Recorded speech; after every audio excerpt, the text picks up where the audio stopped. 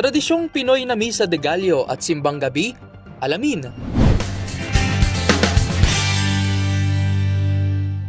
Panahon na naman ng Kapaskuhan at dito sa Pilipinas, maaga ang nakagawian nating selebrasyon nito dahil pagpasok pa lamang ng Ber months ay ramdam na ang paggunita natin sa Pasko. Maliban sa mga maiilaw na parol at mga tugtuging pamasko, may isa pang tradisyon ng mga Pilipino, partikular na ang mga Katoliko, na talaga nga namang inaabangan. Ito ay ang pagkompleto sa Misa de Gallo o Simbang Gabi. Ang Misa de Gallo ay serye ng 9 na misa na idinaraos sa madaling araw ng December 16 hanggang December 24 bilang paghahanda sa pagsilang kay Jesus sa araw ng Pasko sa December 25. Ayon sa mga pagsusuri, ang tradisyon na ito na tinatawag ding Rooster's Mass at sa iba ay Misa de Aguinaldo ay ipinakilala pa noong panahon ng Espanyol nang sakupin nila ang Pilipinas. Layunin daw nito noon na bigyang pagkakataon ang ating mga magsasaka at mangingisda na makadalo sa misa bago magsimula ang kanilang trabaho. Ang Misa de Gallo ay katumbas din ng Simbang Gabi na nakaschedule naman tuwing December 15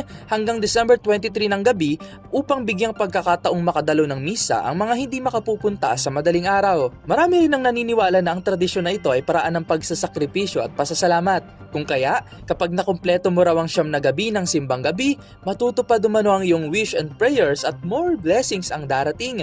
Kung kaya't mapapansin talaga ang dami ng tao sa mga simbahan. Bukod sa Simbang Gabi, ay may nakasanayan rin ng mga Pinoy na panunuluyan o isang theater act play kung saan ipinakikita ang mga kaganapan bago isilang si Jesus ni Maria. Matapos naman ang misa, isa ring tinatangkilik ang mga pagkaing Pinoy na bibingka at puto bumbong na perfect pang partner ang mainit sa tsaa.